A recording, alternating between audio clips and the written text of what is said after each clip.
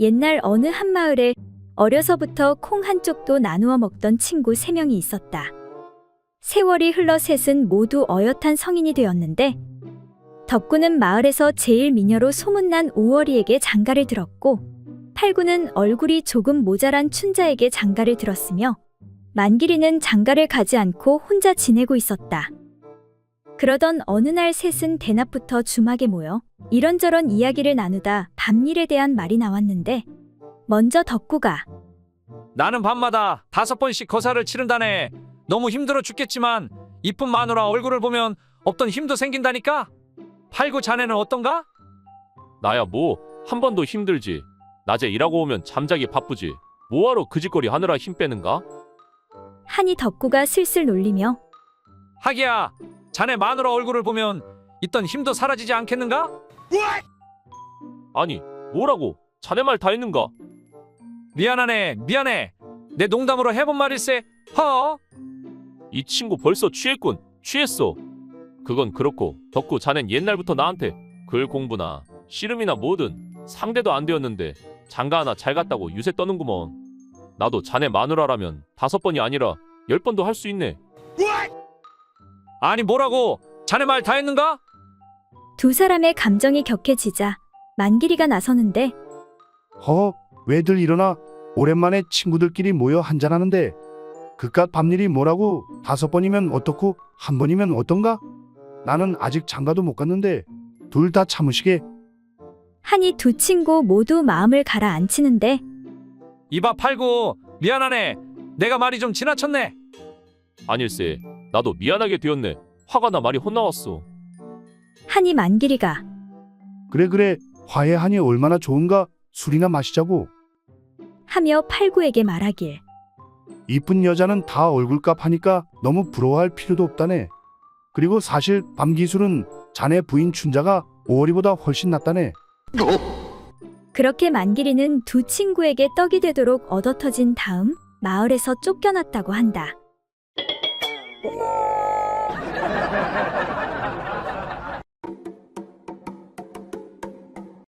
옛날 어느 마을에 첩을 들이고 싶어 안달이 난 어떤 부잣집 선비가 아내를 설득하고 있었다. 여보, 집안일이 많으니 첩을 들이면 당신이 하던 일을 대신해 주니 편하지 않겠소? 음식은 물론이고 장도 봐주고 옷도 대신 지어줄 것이니 얼마나 좋겠소?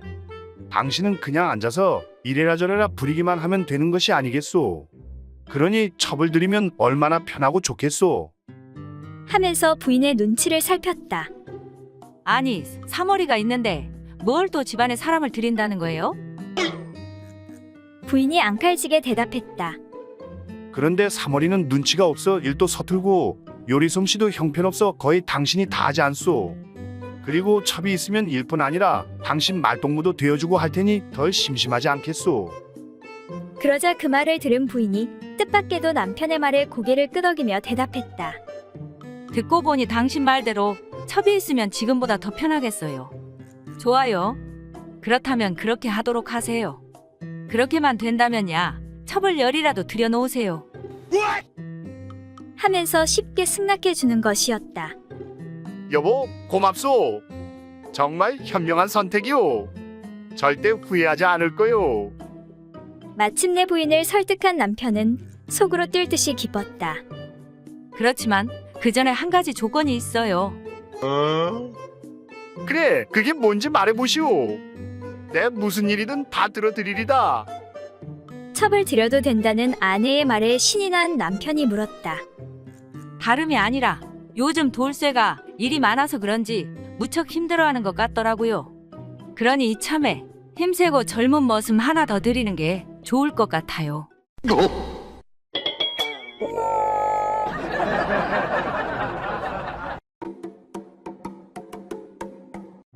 옛날 어느 마을에 어떤 부부가 살고 있었다.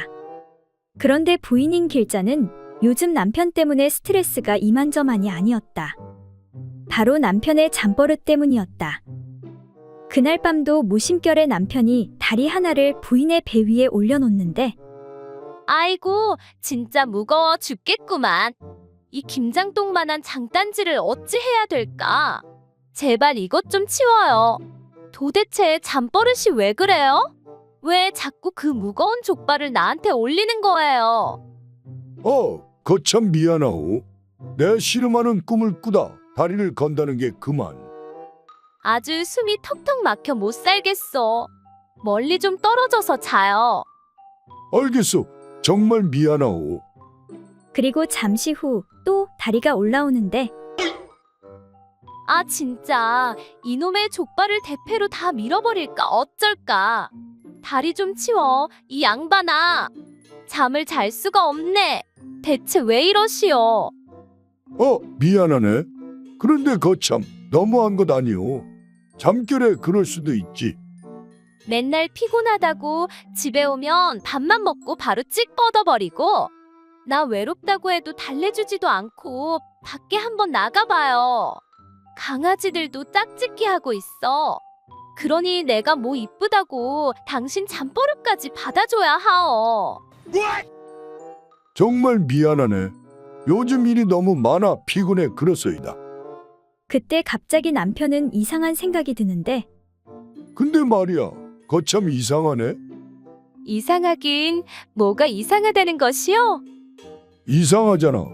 장단지보다 훨씬 무거운 내 몸 전체가 자네 위로 올라갈 때는 무겁다는 소리를 전혀 안 하면서 겨우 다리 하나 올렸다고 그렇게 무겁다고 떽떽거리니 말이야. 그러자 부인이 말하길 그거야 이상할 것도 없지요. 온전히 올라올 때는 안 무겁지. 가운데 지렛대가 단단히 받치고 있으니까. 이에 남편이 고개를 끄덕이며 아하, 그렇구나. 어쩐지 키 작은 뒷집 과부도 무겁다는 소린 안 하더라니깐.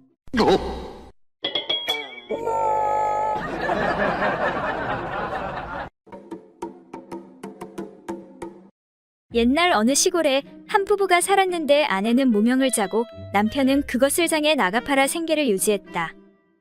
그런데 이 남편은 하루라도 술을 입에 대지 못하면 견딜 수 없는 주정뱅이여서 무명 판돈이 나만 할 리가 없었다.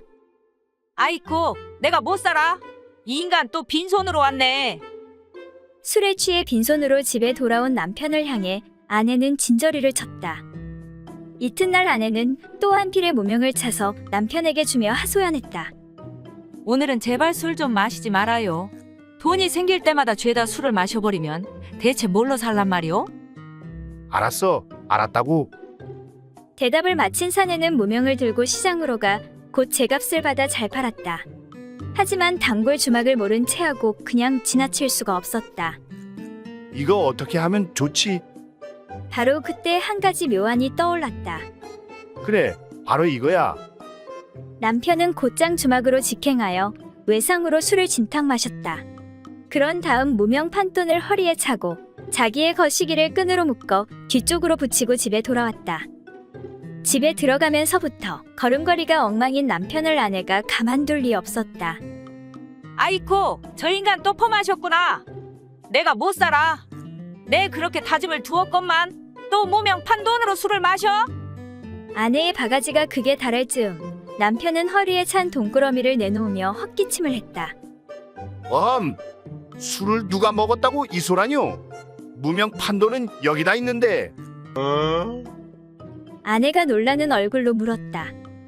아니, 그럼 술은 무슨 돈으로 마셨어? 남편이 말했다. 임자도 알지만 술이 계집보다 좋은 내가 주막을 그냥 지나칠 수가 있어야지. 하지만 어쩌겠는가, 자네 등살에 무명 판돈을 쓸 수도 없고 그래서 하는 수 없이 하는 수 없이 뭐요? 자네가 밤마다 찾는 내 거시기를 떼어서 두 냥의 전당 잡혀놓고 마셨소. 그 말에 아내의 안색이 파랗게 변하며 아니, 그게 대체 무슨 소리여? 거시기를 빼서 전당 잡히다니 어디 좀 봅시다. 남편의 말이 의심쩍은 아내가 남편의 중심부를 만져보았지만 아무것도 잡히지 않는 것이었다. 아이고, 이 인간아. 이게 도대체 무슨 짓이요? 빨리 가서 찾아오지 못하겠소. 하며 5냥을 내놓았다. 두 냥이면 되는데 5냥씩이나. 남편이 의아해하며 중얼거리자 아내가 톡 쏘며 말했다. 혹시 전당포에 더 큰 것이 있거든 그걸로 찾아오세요.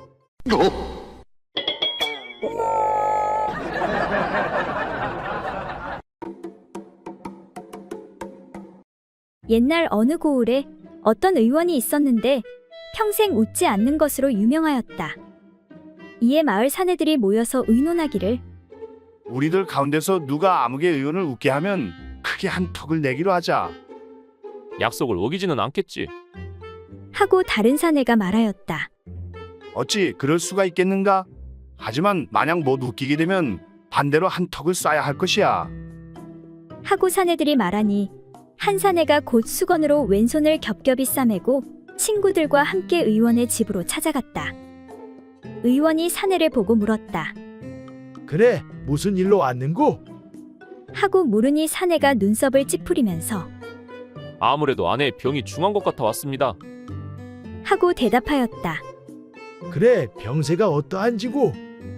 하고 의원이 묻자 그러니까 무엇하고 형언할 수도 없는 속병이 제 몸에 있습니다. 사내의 이 말은 도통 그 뜻을 이해할 수가 없었다. 괴이하게 생각한 의원이 아니, 아내의 병이 자네 몸에 있다니 그게 무슨 농담으로 하는 말이 아닌가? 제가 어떻게 농담을 할 수가 있겠습니까? 사내는 이렇게 말하고서는 왼손을 펴 겹겹이 싸맨 곳을 풀어 보이니 손바닥에 큰 종기가 있었다. 의원은 괴상하게 여겨 아니, 손바닥에 종기가 무슨 아내의 병이란 말인가? 하고 묻자 사내가 말하기를 저희 집이 너무 가난하여 아직도 장가를 들지 못해 음욕이 일 때마다 항상 왼손으로 손장난을 하여 왔는데 이제 손바닥에 종기가 나서 손장난을 못하여 음욕을 풀지 못하게 되었으니 이게 어찌 아내의 병이 아니고 무엇이겠습니까? 하고 시치미를 떼고 말하니 의원이 웃기는커녕 도리어 화를 내며 야, 이놈아! 나는 40년째 손장난 중인데 아무런 병도 안 걸리던데 그게 무슨 소리냐? 그냥 오른손으로 하면 되는 것이 아니냐? 그리하여 사내는 하는 수 없이 친구들에게 한턱을 쏘게 되었다고 한다.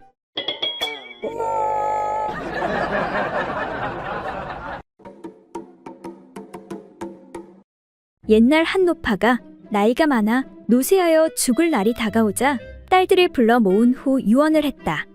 내가 죽어 저승에 가게 되면 너희들에게 소원이 이루어지게 해줄 테니 각각 소원을 말해보거라. 이에 큰딸이 먼저 말하는데 엄마, 남자에게는 전혀 쓸모없는 것이 하나 달려 있으니 그것은 바로 방울주머니예요. 그 방울주머니를 없애고 대신 그 힘을 가운데 연장에 더해주세요. 이렇게 말하니 노파가 그렇지 않다고 하며 이거사 무슨 소리냐? 그렇지 않다.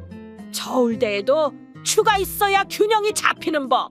방울주머니는 저울의 추와 같은 구실을 하니 그것을 없애면 연장이 균형을 잃어 비틀거리니 그 소원은 들어줄 수가 없다. 이어 둘째 딸이 말하기를 엄마, 남자의 연장이 힘이 빠져 축 늘어지지 않고 항상 빳빳하게 힘이 있게 해주면 좋겠어요. 이 말도 노파는 역시 거절하면서 얘야, 그러면 안 된단다.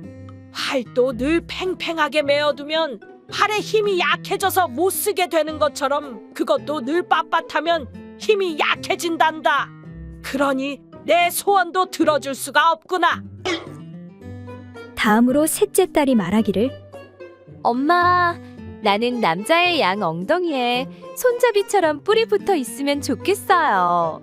그러면 흥이 오를 때 그 뿔을 잡아당기면 훨씬 좋을 것 같아요. 이 말에 노파가 열을 올리며 말하길 그래, 그거 참 좋겠구나. 내 아비 엉덩이에 그런 뿔이 있었으면 얼마나 좋았을꼬.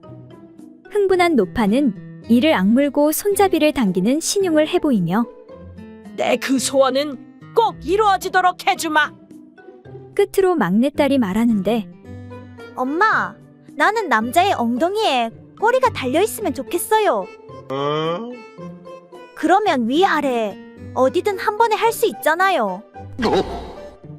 이 말을 듣고 다시 흥분한 노파는 그만 곧 쓰러져 운명하고 말았다.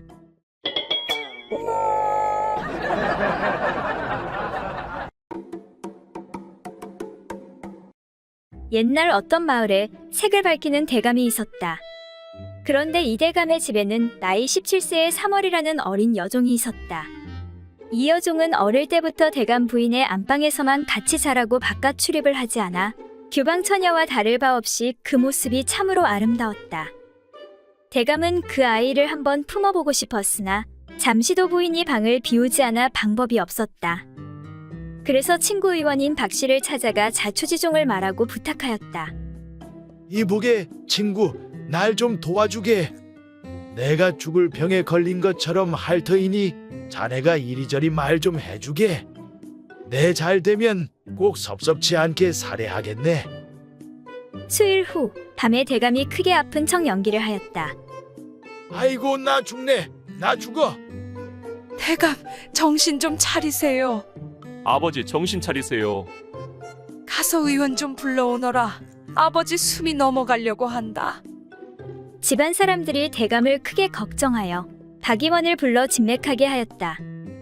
아니 며칠 전까지 멀쩡하던 양반이 어떻게 갑자기 병환이 이토록 위독하게 되었어? 의원이 가족들을 불러놓고 말했다. 내 의원 생활을 50년 했지만 이 병에는 어떤 약도 소용이 없구려. 그저 죽기를 기다리는 수밖에. 이에 크게 놀란 아들이 의원에게 애걸하였다. 어찌 좋은 방법을 생각지 않고 죽기만을 기다리겠습니까? 의원이 얼마 동안 깊이 생각하는 척하더니 백약이 합당한 것이 없으나 다만 한 가지 방법이 있기는 한데 얻기가 곤란해 답답할 따름이요. 하고는 한숨만 쉬는 것이었다. 이에 아들이 몸이 달아 비록 어렵다고 하나 제가 있는 힘을 다하여 구하겠으니 말씀해 주십시오. 그러자 의원이 말하였다. 이 병의 원인은 가슴과 배에 한기가 가득 맺혔기 때문인데 이것을 낫게 하는 방법은 남자를 경험하지 않은 16에서 17세의 수처녀를 얻어서 따뜻한 방 한가운데서 병풍으로 바람을 막은 다음 알몸으로 가슴을 서로 마주대고 안고 누워 땀을 흘리면 나을 수가 있어. 그 외에는 어떠한 약도 소용이 없어. 이제 목숨이 얼마 안 남았으니 조상치를 준비를 하는 게 좋을 것 같소. 그 말을 들은 대감의 부인이 의원에게 말했다. 의원 날이 안방에 여종아이가 하나 있는데 어릴 때부터 내 이불 속에서 자라서 아직까지 문 밖 구경도 하지 못하였고 지금 나이가 17세이니 만약 약을 구할 수 없다면 이 아이를 한번 약으로 쓰는 것이 좋지 않겠습니까? 옳거니 과연 어머니 말씀대로 하면 되겠습니다. 아들은 기뻐하면서 대감에게 의원과 어머니의 말을 고하였다. 이제 내가 안 죽고 살 수 있겠구나. 그리고 그날 밤 병풍으로 방안을 가리고 여종에게 치마와 저고리끈을 풀게 하여 대감의 이불 속으로 들게 하였다. 그래 삼월아, 네가 나를 살리려고 왔구나. 대감마님, 3월이가 아니라 춘자예요. 아니 글쎄, 3월이 고년이 알고 보니 돌쇠랑 그렇고 그런 사이였지 뭐예요. 염려 마세요. 지금까지 남자 손 한 번 못 잡아봤어요. 그렇게 해서 대감의 병은 깨끗이 나았다고 한다.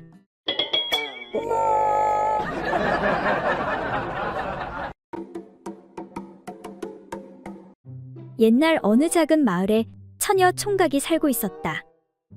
하루는 총각 칠복이가 나무하러 산에 가보니 마침 처녀 순심이도 나무를 캐러 와 있었다.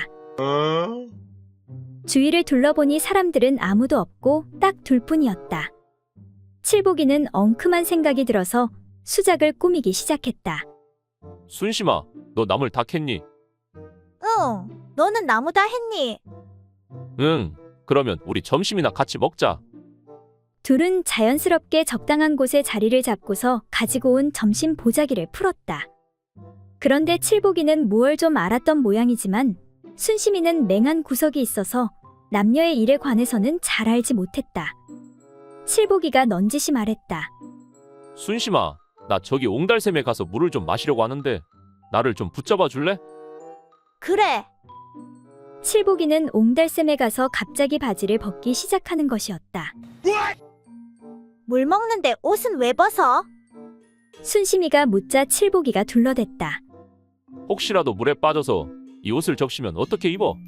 그러니까 미리 벗어놔야지. 응, 그렇구나. 칠복이는 넙죽 엎드려 물을 마시다가 뒤에 있는 순심이를 향해 소리쳤다. 물 마시기가 힘이 드네. 순심아, 내 다리 사이에 살꽁지가 하나 달려있는 게 보이지? 그걸 꼭 잡아줄래? 그렇지 않으면 물을 못 마시겠다. 순심이는 뭣도 모르고 그 살꽁지라는 것을 잡았는데 처음에는 작았던 것이 자꾸 빳빳해지면서 점점 굵어지는 것이었다. 당황한 순심이가 말했다. 아이고 칠보가, 살꽁지 터진다. 물 좀 그만 마셔라. 살꽁지 터진다. 살꽁지 터져. 그렇게 물을 다 마신 후 순심이가 칠복이에게 말했다. 그런데 칠보가, 옆 동네 돌쇠 살꽁지는 두 손으로도 안 잡히던데 너는 한 손도 남네.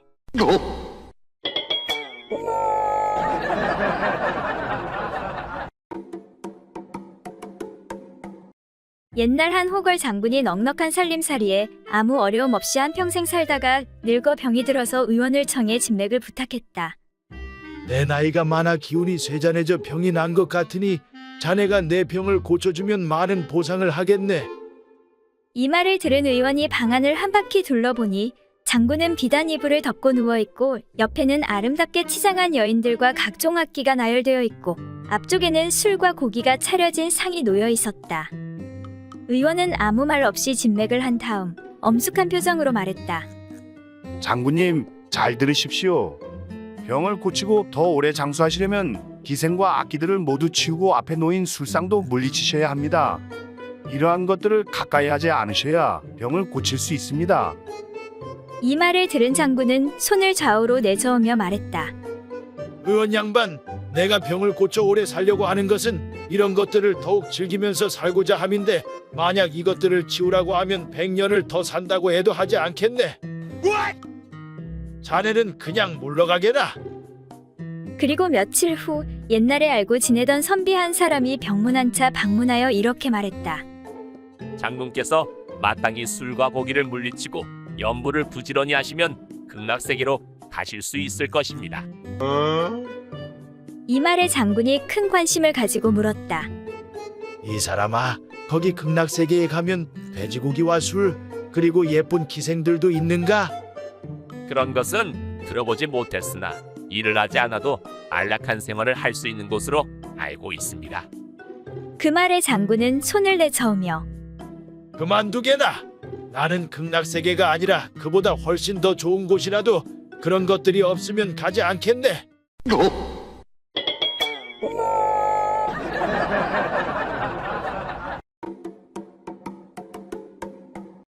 옛날 어느 고을에 한 젊은 부부가 살고 있었는데 한밤중에 그 집에 도둑이 들었다. 그런데 도둑질하러 들어온 도둑이 구석에서 떨고 있는 젊은 색시를 보자 생각이 달라졌다. 내 오늘은 이 집까지만 털고 그냥 가려고 했는데 젊은 색시를 보니 그냥 갈 수가 없겠구나. 이것 봐, 너는 저리 비키거라. 라고 말한 도둑은 방 한쪽 구석에 금을 긋고 남편을 금 안으로 몰아넣고는 지금부터 이 금 밖으로 한 발자국만 나오기만 하면 목숨을 부지하지 못한다. 알겠는가? 하고 위협을 했다. 이후 신랑은 도둑이 색시에게 달려들어 희롱하는 것을 멀찍이서 바라보고만 있었다. 다음날 부부는 관아에 찾아가 사또에게 말했다. 그래, 무슨 일이냐? 어젯밤에 우리 집에 웬 불안당 놈이 들어와 있는 것 없는 것 다 털어갔습니다. 그리고는 그것도 모자라. 그 놈이 저를 보더니 서방 옆에 금을 긋고선 밖으로 나오면 죽인다 하며 저를 희롱했습니다. 그런데 서방이란 놈은 그놈 말대로 꼼짝도 않고 있었습니다. 사또 나으리 도둑 맞은 것도 억울하지만 이런 꼼생이 같은 겁쟁이 남편과는 더 이상 살 수가 없습니다. 이에 사또가 노하며 뭐라? 감히 우리 고을에 그런 잡놈이 있다고? 내 그놈을 당장 잡아 족치도록 하겠다. 그런데 자네는 정말 가만히 있었느냐? 그러고도 내가 사내 대장부라 할 수 있느냐? 지아비로서 목숨까지 걸고 싸웠어야지. 이에 남편이 억울하다는 듯 당당히 말했다. 사또, 모르는 소리 하지 마십시오. 난 용기 있는 남자입니다. 절대 가만히 있지 않았습니다. 오, 그랬겠지? 그럼 무엇을 했느냐? 아마 그 불안당 놈은 절대로 모를 겁니다. 그놈이 그 짓 하느라 정신이 없을 때 제가 그놈 보따리에서 몰래 열량을 빼냈습니다. 그 말에 더욱 화가 난 부인이 남편에게 소리쳤다. 아이고 이등신아, 이왕에 빼낼 거 한 100냥은 빼냈어야지.